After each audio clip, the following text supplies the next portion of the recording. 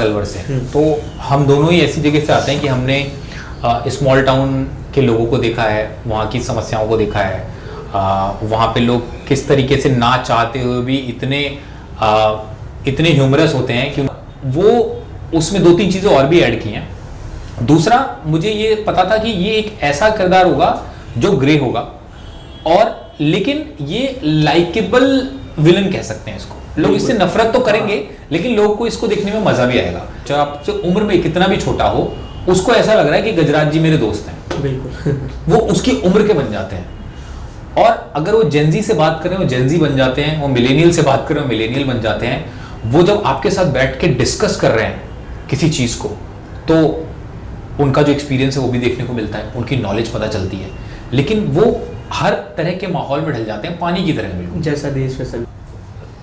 आप अपना मैदान करते हैं, फिर उठते हैं, फिर थोड़ी दूर बैठ जाते हैं, फिर उठते हैं, फिर थोड़ी दूर बैठ जाते हैं। तो वो घूम घूम के मैदान करते हैं। ये उनका वो है। तो वहां से वो डायलॉग आया कि यार जहां जितनी दूर में यहाँ एक 4 जगह लोग हक देते हैं, उतनी जगह में सुना मुंबई में 4 लोग रहते हैं। बिल्कुल। गेस्ट को ये बहुत पसंद आ रहा है, तो अगली बार भी बुलाएंगे तो ऐसी चीज आपको हम खिलाएंगे। बिल्कुल। तो वही है, बिल्कुल उसी की तरह है कि अगर आपको दुपहिया पसंद आया है और आप उसको इतना प्यार दे रहे हैं, तो डेफिनेटली इससे सबको प्रोत्साहन मिलेगा कि हम ऐसे शोज और बनाएं। So good to see you. ये 1 महीने होने आए हैं दुपहिया को, और अभी तक लोगों के कान में वही साउंड करा है, आवेला दुपहिया। जिस तरह से क्रेजीनेस धीरे बढ़ के अब लोगों के दिमाग पे इतना ज़्यादा क्रेज बढ़ गया दुपहिया देखने का। अलग अलग रिस्पॉन्सेस, एकदम अच्छे रिस्पॉन्सेस, और लोग आप भी नोटिस कर रहे हो काफ़ी कोने से रिस्पॉन्सेस आपको आ रहे हैं। तो कैसा ये पूरा एक्सपीरियंस आपके लिए रहा, और दुपहिया की शुरुआत कहाँ से की, प्लीज़ वहाँ से स्टार्ट करते हैं। हाँ, एक्सपीरियंस तो बहुत ही अच्छा रहा, क्योंकि जिस तरीके से शो को लोग एक दूसरे को रेकमेंड कर रहे हैं, जो भी देख रहा है वो अपने जानने वाले को बता रहा है कि हमने एक शो देखा दुपहिया, वो देखो। लोग इतना शेयर कर रहे हैं सोशल मीडिया पे, इतना कुछ लिख रहे हैं शो के बारे में, इतने लंबे पोस्ट लिख रहे हैं, मैंने देखा, तो बहुत खुशी मिलती है। और मुझे किसी ने एक बात कही जो मुझे बहुत अच्छी लगी कि मेरे पेरेंट्स किसी और सिटी में रहते हैं, और वो हमेशा पूछते हैं कि बेटा हम OTT पे क्या देखें, तो वो बता नहीं पाते कि क्या देखें। तो जब दुपहिया आया तो उन्होंने बताया कि दुपहिया एक शो आया, वो आप लोग देख सकते हो फैमिली के साथ। यही मेरे साथ होता था, जब मेरे मम्मी पापा मुझसे पूछते थे कि बेटा हम क्या देखें, तो मैं रिकमेंड करता था कि ये देखो, ये फैमिली शो है, वो देखो। तो मुझे बहुत अच्छा लग रहा है जब वही लोग मुझे आके बता रहे हैं कि उनके साथ भी यही हो रहा है। और जहाँ तक बात रही दुपहिया की शुरुआत की, तो दुपहिया शुरू हुआ था काफ़ी पहले, काफ़ी टाइम हो गया, 5 साल हो गए, जब दुपहिया का बीज बोया था मैंने और चिराग ने। मेरा राइटिंग पार्टनर है चिराग। तो हम दोनों चाहते थे कि कोई ऐसी कहानी करी जाए जो हमारे दिल से निकली हो, और जो रूटेड कहानी हो, जो हिंदुस्तान के गांव से निकली हो। तो हमें आइडिया आया फिर दुपहिया का, और इसको एक पूरी 9 एपिसोड की कहानी बनाने में, और उसको एक पूरा आग देने में, इतने सारे कैरेक्टर्स के बारे में लिखने में, स्टोरी लिखने में, एपिसोड्स लिखने में फिर लंबा टाइम लगा। लेकिन इसकी शुरुआत हुई थी, मुझे याद है 2020 में, जब हम दोनों डिस्कस कर रहे थे कि कुछ ऐसा शो बनाया जाए जिसमें कॉमेडी भी हो और कुछ ऐसी बातें हों जो कि हम लोगों तक पहुंचाना चाहते हैं और जो समाज के लिए बहुत ज़रूरी है। और दुपहिया की नाम लेते ही मुझे इतने सारे सवाल आपसे पूछने के लिए आ रहे हैं, टाइम कहीं कम ना पड़ जाए। अब आप इसके राइटर हैं, तो कोई भी चीज़ कोई लिखता है तो कहीं ना कहीं से कुछ नोटिस किया हुआ, या उनके दिमाग में कुछ चल रहा हो, उन्होंने कुछ ऑब्जर्व किया हो, ऐसे होता है। तो ये आपने कहाँ से लिखा, और ये स्टोरी आपके दिमाग में आना, आपके फ्रेंड चिराग जिनके साथ आपने लिखा, ये कैसे पॉसिबल हुआ और कैसे आगे बढ़ा, इसका कुछ स्टेप आप बताना चाहेंगे? एक्चुअली मैं गोरखपुर से हूँ और चिराग अलवर से। तो हम दोनों ही ऐसी जगह से आते हैं कि हमने स्मॉल टाउन के लोगों को देखा है, वहाँ की समस्याओं को देखा है, वहाँ पे लोग किस तरीके से ना चाहते हुए भी इतने ह्यूमरस होते हैं कि उनकी बातों पे हंसी आती है, उनके साथ बैठने का, बात करने का मन करता है, ऐसा लगता है घंटों घंटों बैठ के बात की जाए। तो वो तो डेफिनेटली हमारी लाइफ का एक्सपीरियंस है, वहाँ से आया है। लेकिन मैं क्योंकि काफ़ी गोरखपुर जाता रहता हूँ और मैंने काफ़ी वहाँ शादियाँ देखी हैं अपने परिवार में, परिवार से बाहर, तो मैंने देखा वहाँ बहुत चलन था कि भाई लड़के को शादी में दुपहिया तो चाहिए। बिल्कुल। बिना दुपहिया के तो शादी नहीं होगी। जो नहीं भी करना चाह रहा है, अगर उसको दुपहिया मिल जा रहा है तो वो राजी हो जा रहा है। तो लिटरली दूल्हों की रेट लिस्ट तय है कि अगर दूल्हा यहाँ तक पढ़ा है तो उसे ये मिलेगा, 4 पहिया मिलेगा, यहाँ तक पढ़ा है तो 2 पहिया मिलेगा, यहाँ तक पढ़ा है तो ये मिलेगा। अगर कुछ भी नहीं किया है और दूल्हे के बाप ने भी कुछ किया है तो भी कुछ ना कुछ दहेज मिलेगा। तो वो सबसे पहली चीज़ थी कि यार इसके अराउंड अगर कुछ किया जा सके तो बहुत अच्छा रहेगा। और हम लोग हमेशा बात करते हैं शहर के बच्चों के सपनों की, शहर के जेंजी के सपनों की, यहाँ के जो जेंजी है वो क्या चाहते हैं, लेकिन गांव के जेंजी के क्या सपने हैं, वो क्या करना चाहते हैं, उनके क्या छोटे छोटे सपने हैं, वो किस तरीके से अपनी ज़िंदगी बिताना चाहते हैं। और उसके बीच में ये सारी समस्याएं, चाहे वो दहेज की है, चाहे फिर वो इसकी है कि गांव में चोरी हुई है या गांव के लोग कैसे हैं उनके आसपास की। तो उस सब को मिलाकर चिराग और मैंने कोशिश की कि हम एक ऐसी कहानी बनाएं जिसमें हम एक पूरा समा बांध सकें, जिसको देख के लोग एंजॉय करें, जो कि एक बहुत अच्छा मैसेज हो, जो कि कॉमेडी के रैपर में रैप्ड हो। बिल्कुल, और वो मैसेज लोगों तक गया। पर आपसे हम जानना चाहेंगे कि दहेज प्रथा, ये आप भी यूपी से, मैं भी यूपी से हूँ, हमें भी पता है ये तो अब भी चल रही है जी। एजुकेशन बढ़ने की वजह से लोग उतनी खुल के नहीं बात कर पा रहे कि हमें दहेज चाहिए, बट कहीं ना कहीं लोगों को दिखाने के लिए 2 पहिया नहीं तो 4 पहिया तक काफ़ी मांग हो जाती है। ये किस हद तक सही है और ये आगे बढ़ना चाहिए, कहीं ख़त्म होना चाहिए? आपकी तरफ से क्या राय है आपकी? ये तो बिल्कुल ही गलत है, सही तो कहीं से भी नहीं है। लेकिन लोग ना सिर्फ एक चीज़ पे फोकस करते हैं, वो कहते हैं कि यार दहेज लेना गलत है। लेकिन उसी में एक और सेंटेंस भी है कि दहेज लेना और देना दोनों पाप है, जैसा कि कहा जाता है। बिल्कुल। तो हमने उस चीज़ को भी टच करने की कोशिश की है। मेरी नज़र में बिल्कुल ही गलत है, क्योंकि लेकिन सब लोग ना एक ही चीज़ पे ध्यान देते हैं कि दहेज लेना पाप है। लोग ये भूल जाते हैं कि देना भी पाप है। एक ही तरफ को हम गलत बताए जाते हैं। हमने इसमें इसीलिए टच करने की कोशिश की है कि लास्ट में जो कुबेर का किरदार है जो मैंने प्ले किया है, वो स्टेज पे कहता है लड़की को कि ठीक है, अगर हमने दुपहिया मांगा तो ठीक है, उसके बदले तुम्हें भी तो लड़का चाहिए था जो शहर में कमाता हो, ज़्यादा पैसे कमाता हो, जो तुम्हें मल्टीप्लेक्स में सिनेमा दिखा सके, तुम्हारे लिए ये कर सके, वो कर सके। तो उसके बदले मैंने दुपहिया मांग लिया, तो मैं क्यों गलत हूँ? आपका भी तो कुछ लालच था मुझसे, तो मैं ही सिर्फ लालची क्यों हुआ? तो हमें ये समझना होगा कि भाई दहेज लेना और देना दोनों ही पाप है। क्योंकि अगर आप दे रहे हो तो बदले में आप भी कुछ मांग रहे हो।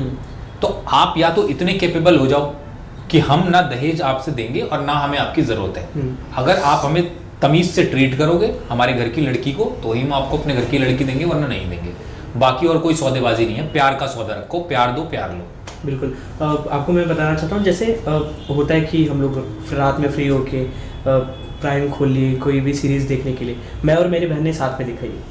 तो जब हम लोग देख रहे थे और कल हमें जैसे मुझे पता चला कि अविनाश जी का इंटरव्यू है, तो फिर मैंने जैसे घर पे बताया तो उन्होंने मुझसे पूछा कि एक चीज़ उनसे ज़रूर पूछना कि अगर उन्होंने ये खुद लिखा है तो कुबेर का किरदार उनने क्यों चुना, सिर्फ कुबेर का? वो अगर उन्होंने खुद लिखा है तो कोई और भी डिसाइड कर सकते थे, कोई और चुन सकते थे। वाई कुबेर? कुबेर का किरदार चुनने की 2-3 वजहें थी, सिर्फ एक नहीं। पहला तो ये कि क्योंकि ये मैंने अपनी आंखों से देखा हुआ है, मेरे सामने की बात है। अच्छा। मेरी एक जानने वाले कोई भैया थे, उनकी शादी थी और उस वक्त राजदूत बहुत चलती थी, राजदूत बाइक। इसमें हमने बुलेट दिखाया, राजदूत बाइक चलती थी। और जब वो आई तो उनका इतना प्यार बढ़ गया उस बाइक से कि घर में जितने भी परिवार के लोग आए हैं वो सडनली ना चाहते हुए उनसे डिस्कनेक्ट होने लगे। वो सिर्फ बाइक के प्यार में पड़ गए, जबकि शादी में पूरा खानदान दूर दूर से आया हुआ है, लेकिन वो एकदम भूल गए। तो मैंने देखा हुआ, मुझे भी लगता था कि यार भैया हमसे बहुत कम बात कर रहे हैं, जब से बाइक आई है हमसे बहुत कम बातचीत कर रहे हैं, पहले जैसे मिलते थे वैसे नहीं मिल रहे हैं, भैया थोड़े बदल गए, ये लगता था। तो मैंने देखा था और मुझे पता था एग्जैक्टली कि ये कैसे मैं कर पाऊंगा इस कैरेक्टर को। और वो उसमें 2-3 चीज़ें और भी ऐड की हैं। दूसरा, मुझे ये पता था कि ये एक ऐसा किरदार होगा जो ग्रे होगा, और लेकिन ये लाइकेबल विलन कह सकते हैं इसको। लोग इससे नफरत तो करेंगे, लेकिन लोगों को इसको देखने में मजा भी आएगा। और ऐसा कैरेक्टर बहुत कम लिखा भी जाता है, और बहुत ही अच्छी किस्मत होती है जब एक्टर को प्ले करने को भी मिल जाता है। लेकिन उसके लिए भी मुझे इसका ऑडिशन देना पड़ा। अच्छा। हाँ, ऑडिशन दिया है, उसके बाद मुझे ये मिला है, लेकिन मैं ये करना चाहता था। तो ये तो काफ़ी इंटरेस्टिंग है। राइटर ने एक ऑडिशन दिया, तो किसके सामने दिया और कैसे सिलेक्ट हुए वो ऑडिशन मैंने रिकॉर्ड किया। और ये भी बहुत ही इंटरेस्टिंग चीज़ थी कि जिस सीन को आज तक जितने भी ऑडिशन दिए वो कास्टिंग डायरेक्टर ने भेजे, किसी राइटर ने लिखे थे और मैंने परफॉर्म किया। अब एक सीन है जो मैंने ही लिखा है बिल्कुल, और मुझे ही ऑडिशन करना है, तो मुझे लगा था बहुत आसान होगा, लेकिन बहुत मुश्किल हो गया, क्योंकि मैं भूल नहीं पा रहा था, अनलर्न नहीं कर पा रहा था कि मैंने लिखा है। और जब तक मैं उसको भूलूंगा नहीं मैंने लिखा है, तब तक मैं एक्टर का एलिमेंट नहीं डाल पाऊंगा उसमें। मैं राइटर के दिमाग से ही देख पा रहा था उसको। तो खुद को डिटैच करना एज अ राइटर कि मैंने नहीं लिखा है, अब सिर्फ भाई तू एक्टर की तरह सोच कि इसको कैसे प्ले करना है, अपना एलिमेंट ऐड कर। क्योंकि राइटर जब लिख के देता है, राइटर चाहता है एक्टर अपनी तरफ से क्या ला रहा है। जैसे हम कोई स्क्रिप्ट भी लिखते हैं तो डायरेक्टर का जैसे होता है कि ये तो राइटर ने लिख के दे दी, मैं अपना क्या एलिमेंट डाल रहा हूँ या डाल रही हूँ उसमें। वैसे ही एक चैलेंज था। फिर वो ऑडिशन मैंने रिकॉर्ड किया, वो ऑडिशन मैंने अपने प्रोड्यूसर्स को भेजा। अच्छा। प्रोड्यूसर्स ने देखा, हमारी डायरेक्टर सोनम ने देखा, सोनम नायर ने, फिर प्राइम ने देखा। तो जब सब लोग एक पेज पे आए और सबको मेरा ऑडिशन अच्छा लगा, उसके बाद ये रोल मुझे मिला। अरे क्या बात।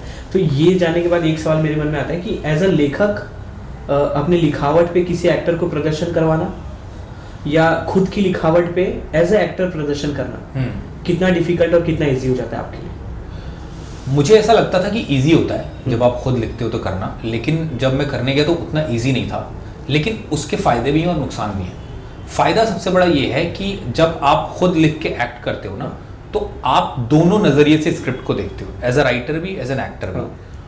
और आप फिर खुद को डिटैच करना मुश्किल होता है कि ये मैंने लिखा है, मैंने लिखा है, क्योंकि आप जब तक डिटैच नहीं करोगे आप अपना रंग नहीं घोल पाओगे उसमें एज एन एक्टर।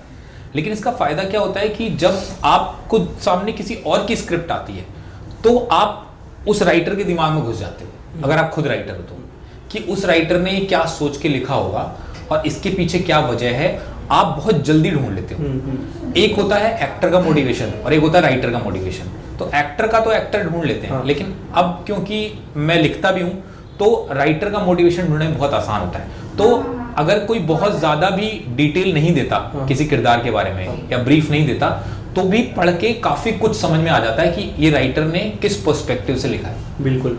और मैं आपसे ये जानना चाहता हूँ कि गजराज राव ऐसे जब उम्दार आर्टिस्ट आपके साथ है तो उनसे क्या सीखने को मिलता है और उनकी कास्टिंग इसमें कैसे हुई? गजराज जी की कास्टिंग तो हम शुरू से ही काफ़ी श्योर थे कि ये जो बनवारी झा का रोल है वो गजराज जी को ही करना चाहिए।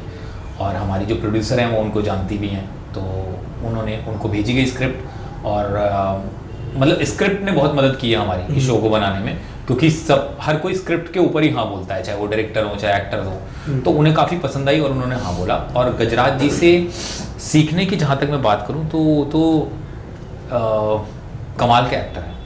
उनका अनुभव भी और उनका जोश भी, दोनों का जोश और होश बराबर है उनमें एकदम। और जब वो परफॉर्म करते हैं ना तो ऐसा लगता है कि पूरा चलता फिरता एक्टिंग स्कूल है। बिल्कुल। उससे ज़्यादा जो सीखने वाली चीज़ है कि जब आप एक नोन एक्टर होते हो, आप पॉपुलर एक्टर होते हो, आपका इतना तजुर्बा होता है, तो आप बाकी लोगों को साथ लेके कैसे चलते हो। आप सेट पे सबसे सीनियर, सबसे एक्सपीरियंस्ड एक्टर हो, फिर भी आप जिससे भी बात कर रहे हो, चाहे आपसे उम्र में कितना भी छोटा हो, उसको ऐसा लग रहा है कि गजराज जी मेरे दोस्त हैं। बिल्कुल। वो उसकी उम्र के बन जाते हैं। और अगर वो जेनजी से बात करें वो जेनजी बन जाते हैं, वो मिलेनियल से बात करें वो मिलेनियल बन जाते हैं। वो जब आपके साथ बैठ के डिस्कस कर रहे हैं किसी चीज़ को, तो उनका जो एक्सपीरियंस है वो भी देखने को मिलता है, उनकी नॉलेज पता चलती है। लेकिन वो हर तरह के माहौल में ढल जाते हैं, पानी की तरह बिल्कुल। जैसा देश वैसा भेष। जैसा देश वैसा भेष। और ये उनसे सबसे बड़ी सीखने की बात है कि आप कहीं पर भी हो, आप जिस इंसान से बात कर रहे हो, आप उसको कैसे संभालो अपने आप में और उसकी दुनिया में शामिल हो जाओ। बिल्कुल। इस ग्लैमर इतने एक्शन वाले फिल्मों और शो के दौर में इस तरह के फैमिली और गांव की कहानी लाने का कुछ प्रेशर तो कोई नहीं था। बस यही था कि क्योंकि ये ज़िंदगी देखी है हमने, और राइटर वहीं से लिखता है जो उसने एक्सपीरियंस किया होता है अपने ज़िंदगी के अनुभव से, या जो उसने पढ़ा होता है कहानियों में, किताबों में। तभी कहते हैं कि राइटर्स को बहुत पढ़ना चाहिए ताकि आपको अच्छे अच्छे आप जितना लिटरेचर हाँ। पढ़ोगे, जितनी कहानियाँ पढ़ोगे, अच्छे अच्छे लेखकों को पढ़ोगे, तो आपको लगेगा कि दुनिया में कितने नज़रिए हैं कहानी को कहने के। हाँ। तो एक तो सबसे बड़ी चीज़ वो होती है, लेकिन प्रेशर कोई नहीं था क्योंकि हमारे दिल से निकली है कहानी। हमें किसी ने बोला नहीं कि एक ऐसी कहानी गांव की जिसमें कोई ऐसी सामाजिक बात या कोई मैसेज हो और कॉमेडी भी हो, ऐसा करा जाए, ऐसा किसी ने कोई ब्रीफ नहीं दिया। हमारे अंदर से निकली, हमने कहा यार मज़ा आ रहा है इसको करने में, यार क्या मज़ा आ रहा है, एक एक सीन लिखने में मज़ा आ रहा है, एक एक किरदार को बनाने में मज़ा आ रहा है, ये तो करना है। बिल्कुल। एज अ एक्टर आपने भी नोटिस किया होगा, अगर मैं यूपी एक्सेंट वाले शो की बात करूँ, मैं दो अलग अलग शो रखता हूँ, आपसे उसकी राय जानना चाहेंगे। जैसे एक तरफ मिर्जापुर हो गए, पाताल लक हो गए, और दूसरी तरफ लापता लेडीज हो गए, पंचायत हो गई, गुल्लक हो गई, और अब दुपहिया हो गई। हाँ, वो भी ऐड हो गई। correct। तो दोनों यूपी एक्सेंट है, वही गांव की है। हाँ। एक में दंगई दिखाया हुआ है, एक में सिंपल स्टोरी दिखाई गई है। करेक्ट। दोनों आप किस तरीके से देखते हैं? एक में गाली है, गलौच है, थोड़े अडल्ट सीन है, और ये एकदम प्योर फैमिली शो है, बट दोनों यूपी से रिलेटेड। तो Correct। आपको किस जॉनर की फिल्म शो ज्यादा पसंद आते हैं? क्योंकि लोग दोनों देखना पसंद करते हैं। हमने बहुत बार मिर्जापुर को भी पाते हुए देखा, बहुत बार पंचायत को भी पाते हुए देखा। करेक्ट। तो आपका डिस्टिंग बिटवीन दोनों शो के बारे में जानना चाहेंगे। यार मुझे किसी भी तरह के शो से कोई बैर नहीं है। हाँ। मुझे मिर्ज़ापुर भी बहुत पसंद है, हाँ। मुझे पंचायत भी बहुत पसंद है, मुझे पाताल लोक भी बहुत पसंद है, मुझे हर तरह के शो पसंद है। लेकिन मेरा सिर्फ ये कहना है कि जब हम कोई शो बनाते हैं और अगर उसमें कोई वो एक दुनिया है, एक शो, तो उसमें दूसरी दुनिया को ज़बरदस्ती ना घुसाया जाए। अगर मिर्ज़ापुर कहानी है क्राइम की और वहाँ के किरदार ऐसे हैं जो गाली देते हैं, गुंडई है, दबंगई है, तो देनी चाहिए, उसमें कुछ गलत नहीं है। लेकिन अगर आप सिर्फ गाली गलौज और ऐसे सीन इसलिए डाल रहे हैं कि ऑडियंस को आकर्षित किया जा सके, या उनको शॉक दिया जा सके, अरे ये क्या बोल दिया, और आप शॉक में रह जाओ, सरप्राइज होकर उसको देख रहे हो, वो ठीक नहीं है। वरना अगर कोई भी गाली, कोई भी ऐसा सीन कैरेक्टर से आ रहा है तो वो आना चाहिए, मुझे ऐसा लगता है। और ये अभी हमने एकदम क्लीन कॉमेडी शो लिखा है, लेकिन अगर कल को हो सकता है मैं कोई गैंगस्टर फिल्म लिखूं या गैंगस्टर फिल्म करूं, तो हो सकता है उसमें कोई ऐसी चीज़ हो, क्योंकि अगर वो किरदार से आ रही है और किरदार गाली देता है और उसके बिना मैं उसको नहीं बना पा रहा हूँ, तो हो सकता है उसमें गाली होगी। बिल्कुल, यही अगला सवाल था कि दुपहिया जैसी लिखावट तो आपकी हमने देख ली और इतना अच्छा एक्ट भी देख लिया, तो क्या आगे चल के मिर्जापुर जैसी दबंगई वाली लिखावट भी हम देखने को मिलेगी? बिल्कुल मिलेगी। वैसा कुछ है भी जो शायद जल्दी आएगा, और अगर हम कोई क्राइम लिखेंगे आगे या क्राइम ड्रामा करेंगे, तो उसमें ऐसी लिखावट भी देखने को मिल सकती है। और जो मैंने ऑफ कैमरा बात की थी, एक डायलॉग की इसमें दुपहिया वाली, जहाँ 4 लोग शिट कर देते हैं, वहाँ मुंबई में 4 लोग रहते हैं। तो ये कहीं ना कहीं रिलेटेबल था आपसे, या किसी से भी आपने ये पहले सुना हुआ है कि मुंबई में इतनी कंजेस्टेड लोग रहते हैं, गांव में ऐसा कंपैरिजन? देखो, मुंबई में तो मैंने देखा था कि मैं खुद ही रहा हूँ कि जब मैं 5 लोगों के साथ रूम शेयर करता था, और छोटा सा रूम था, उसी में सब एडजस्ट होते थे कि कोई पैर सीधे कर ले, कोई सर सीधा कर ले और थोड़ी जगह बन जाए। उसमें कई बार ये होता था कि कोई दोस्त है जो गांव से आया हुआ है और उसका भी कोई दोस्त आ गया जो सिर्फ मुंबई को टेस्ट करने आया है कि भैया 4-5 दिन रह के देखते हैं, अगर अच्छा लगेगा तो यहाँ पे हम काम की तलाश करेंगे। अब वो आते थे तो वो किसी ऐसे दोस्त के पास आते थे जो उन्हें रख सके, क्योंकि 4-5 दिन के लिए तो कोई भी घर किराए पे मिलेगा नहीं और वो लेंगे भी नहीं और पैसे भी नहीं है, तो वो भी आके रहने लगते थे। तो वो तो मैंने देखा हुआ है। और गाँव में जब लोग सुबह सुबह कहते हैं कि भाई हम खेत में जा रहे हैं मैदान करने, तो बेसिकली उनको होता है फ्रेश होने जा रहे हैं खेत में। तो वहाँ पर भी मैंने देखा है कि लोग ना अपना मैदान करते हैं, फिर उठते हैं, फिर थोड़ी दूर बैठ जाते हैं, फिर उठते हैं, फिर थोड़ी दूर बैठ जाते हैं, तो वो घूम घूम के मैदान करते हैं। ये उनका हुआ है। तो वहां से वो डायलॉग आया कि यार जहां जितनी दूर में यहाँ 4 जगह लोग हक देते हैं, उतनी जगह में सुना मुंबई में 4 लोग रहते हैं। बिल्कुल। तो वही है, वो जो उठ उठ के मैदान करते हैं, उतनी ही जगह में यहाँ पे 4 लोग 5 लोग रहते हैं। बस ये था कि इस सच्चाई को कैसे हम ह्यूमर के थ्रू और हंसी मजाक के थ्रू कह सकें। ये अच्छा, इसका मेन रीजन आपको कुछ नोटिस किया कि धीरे धीरे ये लोगों को पसंद क्यों आया? ये 1 महीने हुए, पर ये 15 दिन से काफी ज्यादा क्रेज बढ़ गया प्राइम पे दुपहिया का। मुझे लगता है ये वर्ड ऑफ माउथ से ज़्यादा हुआ है। और उसका सबसे बड़ा कारण ये है कि एज ए इंसान जब हम कोई चीज़ देखते हैं ना और हमें अच्छी लगती है, तो हम उसे दूसरे को इसलिए रिकमेंड करते हैं क्योंकि उससे ना एक सुपीरियॉरिटी की भी फीलिंग आती है कि ब्रो मैंने एक फिल्म देखी, तूने देखी है क्या? तो बोलेगा नहीं। अरे तू देख यार, तेरा दिल खुश हो जाएगा। और वो मुझे लगता है कि वो सुपीरियॉरिटी की फीलिंग आई है लोगों को दुपहिया देख के, उन्हें लगा कि हमने कोई कंटेंट देखा है जो कि बहुत अच्छा है और हमें ये बताना चाहिए लोगों को आगे, क्योंकि हम लोगों को बताएंगे, लोग और देखेंगे तो लोग हमें बोलेंगे यार थैंक यू, क्या रिकमेंड किया तूने। तो मुझे लगता है ये वर्ड ऑफ माउथ की वजह से लोग जो है इसकी जो लोगों को जो पसंद आ रही है, इसका कारण ये कि लोग रिकमेंड कर रहे हैं। और जैसे हम दोनों दोस्त हैं, अगर मैं कहीं टीवी पे ऐड देखता हूँ या कहीं देखता हूँ तो हमें समझ में आता है कि ये तो प्रमोशन है। बिल्कुल। लेकिन जब मेरा दोस्त मुझे कहता है कि यार वो सीरीज देख, तो मुझे पता है यार मेरा दोस्त प्रमोशन नहीं कर रहा है, मेरा दोस्त सच बात कह रहा है। तो जब दोस्त यार फैमिली वाले रिकमेंड करते हैं तो मुझे लगता है वही एक कारण है कि दुपहिया को जिसने इतना सफल बनाया है। एक और नोटिसेबल कैरेक्टर था इसमें स्पर्श का, जो लापता लेडीज में जिन्हें देखा था एकदम सरल, दुपहिया में आपने उनको इस तरह से दिखा दिया लोगों को कि लोग एक तरह से पहचान पा रहे नहीं कि लापता लेडीज वाली ये, करेक्ट, क्योंकि इतना अलग जॉनरा उनका आपने दिखा दिया इसमें। तो वो डिफरेंस किस तरह से देखते हैं एज एन आर्टिस्ट दूसरे एक्टर में आप? यार स्पर्श ने भूगोल का किरदार बहुत ही बढ़िया निभाया और हमारा सबसे बड़ा चैलेंज ये था कि भूगोल के लिए किसको कास्ट किया जाए, क्योंकि भूगोल प्ले करना बहुत ही मुश्किल था। हाँ। और उस एज ग्रुप में अच्छा एक्टर मिलना, जैसे अमावस के लिए हमें बहुत अच्छा एक्टर मिल गया भुवन, लेकिन लड़की का भाई होना और लड़की का छोटा भाई लगना, उस एज ग्रुप में ऐसा एक्टर ढूंढना बहुत मुश्किल था। लेकिन स्पर्श ने ऑडिशन दिया, कमाल का ऑडिशन दिया और बहुत अच्छा किया भी, और स्पर्श से बहुत सारी चीज़ें सीखी भी हैं मैंने। और मुझे लगता है कि जितने सेट पे लोग हैं सबने सीखी होगी, क्योंकि कुछ बात है उसमें जो वो करता है ना, वो बन जाता है। मैंने देखी दुपहिया, मेरे फैमिली ने देखी, बट जिन लोगों ने नहीं देखी, क्या एक चीज़ होगी दुपहिया से लोगों को जानने मिलेगी, सीखने मिलेगी, एंटरटेन होंगे, जो अपनी तरफ से आप उस ऑडियंस को बताना चाहेंगे?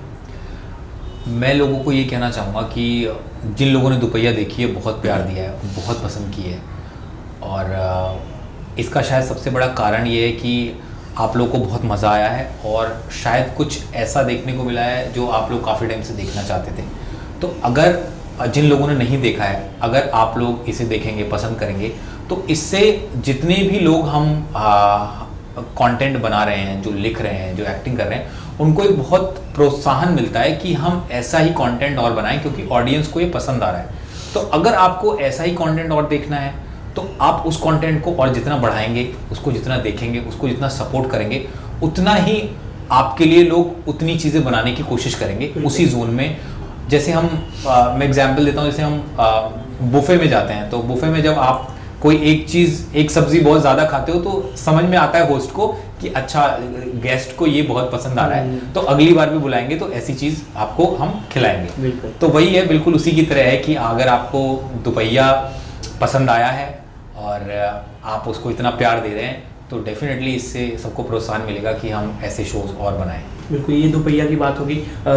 हमारी जो लास्ट मीट थी 2050 के स्क्रीनिंग में जी, उस स्टोरी के बारे में मैं जानना चाहूँगा, क्योंकि जिस आप भी उससे जुड़े हुए हैं। ये एक स्टोरी है जो लोगों को जाननी चाहिए, जिस तरह से उनके माता पिता की उम्र हो जाती है, लोग फॉरेन में रहते हैं, उनकी ध्यान नहीं दे पाते, उन्हें अकेला यहाँ छोड़ देते हैं। ये चीज़ें कितनी ज़्यादा बदलनी चाहिए, और ये उस स्टोरी के बारे में आप काफ़ी जुड़े हुए, मतलब आपने काफ़ी अंदर से देखा हुआ जी। प्लीज़ अपनी तरफ से कुछ बताइए इस ऑडियंस को। 2050 एक बहुत ही प्यारी फिल्म है। हाँ। और जो हमारी डायरेक्टर है लक्ष्मी अय्यर, उनका ये फोटे रहा है कि कैसे एक ऐसी चीज़ को, ऐसे टॉपिक को छुआ जाए जिसको लोग जानते तो हैं लेकिन उस पे किसी की नज़र नहीं है, लेकिन बैक ऑफ द माइंड आपकी चलता है। हाँ। आज की डेट में अगर हम देखें तो लगभग हर दूसरे घर में कोई ना कोई एक ओल्ड पेरेंट ऐसा ज़रूर होगा जिसके लिए सब लोग जिसकी देखभाल में लगे होंगे, वो कोई बीमारी से जूझ रहा है, और बच्चे जो हैं शहर से बाहर गए हुए हैं कमाने के लिए, और उनके दिमाग में ये चल रहा है कि मेरे पिताजी की, मेरे माताजी की वहाँ कैसे ध्यान रखा जा रहा होगा, कौन उनकी देखभाल कर रहा होगा। ऐसे में मुझे लगता है कि ये कहानी ये बताती है कि उसमें गलत कोई भी नहीं है। और इसमें सबसे अच्छी बात ये है कि बच्चों के किरदार को जनरली ऐसी फिल्म में गलत दिखा दिया जाता है कि ओहो माँ बाप का ध्यान नहीं देते तुमने माँ बाप को यहाँ अकेला छोड़ रखा है। लेकिन इसमें भी दिखाया गया है कि बच्चे भी कैसे फंसे हुए हैं, तो उसके बीच का एक रास्ता क्या हो सकता है। और कई माँ बाप ऐसे होते हैं, कई ओल्ड पेरेंट्स ऐसे होते हैं जिनका अपने घर से, अपनी ज़मीन से एक जुड़ाव होता है। उनको बच्चों से ज़्यादा वो ज़मीन चाहिए जिसमें वो पैदा हुए हैं, जिसमें उन्होंने अपना बचपन देखा है, जिसमें वो मम्मी शादी करके आई हैं। तो अगर वो अपना घर छोड़ के कहीं नहीं जाना चाहती हैं और वहीं रहना चाहती हैं, तो बच्चों को भी ये बात समझनी चाहिए। कुछ बच्चों को ये लगता है यार मम्मी पापा को हम ले जाना चाहते हैं अपने साथ, ये जाना नहीं चाहते, लेकिन उनके रूट जुड़े हुए वहाँ से। तो अगर उनको वहाँ रहते हुए आप एक देखभाल दे सको, एक प्यार दे सको, बीच बीच में जाकर उनको विजिट कर सको, तो उनको ये चाहिए कि बच्चे हमारे साथ आके रहें, लेकिन वो भी नहीं हो सकता और आप भी वहाँ नहीं जा सकते। तो इसके बीच का एक सॉल्यूशन ऐसे निकल सकता है कि आप दोनों कनेक्टेड रहें, बीच में कोई देखभाल का जरिया निकालें और एक दूसरे की परिस्थिति को समझें। क्या बात, काफ़ी अच्छा लगा आपसे बात करके। UP connection. Thank you. Lastly जाते जाते क्या कहेंगे दर्शकों को, और आपकी तरफ से क्या धमाका आने वाला है आपके, प्लीज़ कुछ सरप्राइज बताना चाहेंगे? सबसे पहले तो थैंक यू सो मच, आपने दुपहिया को इतना प्यार दिया। सबसे पहला धमाका तो है कि दुपहिया सीज़न 2 अनाउंस हो गया है और अभी उस पर काम शुरू होगा, जल्दी आपको दुपहिया 2 भी देखने को मिलेगा। इसके अलावा एक और वेब सीरीज़ आने वाली है बहुत जल्दी नेटफ्लिक्स पे, जिसका नाम है मंडला मर्डर्स, जिसका मैं को राइटर भी हूँ। और एक और फिल्म है नौसिखिए, वो भी शायद जल्दी आएगी और आप लोगों को इस साल देखने को मिलेगी।